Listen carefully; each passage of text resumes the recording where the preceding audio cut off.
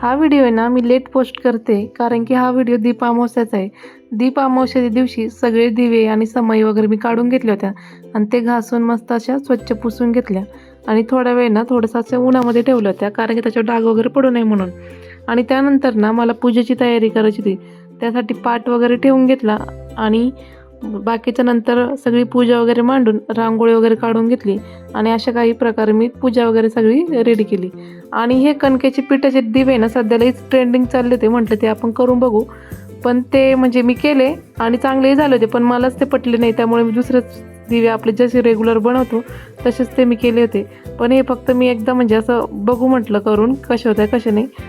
दिव्यांचा शेप वगैरे पण खूप छान आला होता, पण मलाच नाही आवडले ते, त्यामुळे मी आपले रेग्युलर जसे दिवे बनवतो तसेच बनवून घेतले. आणि संध्याकाळच्या वेळेस ना अणूचं औक्षण करत होतं, त्याची सगळी तयारी केली आणि तिचं औक्षण केलं. पण औक्षण करताना ना त्याची डोळ्यांचेच नखरे खूप जास्त चालले होते. व्हिडिओ आवडला असेल तर लाईक शेअर सबस्क्राईब करा. बाय.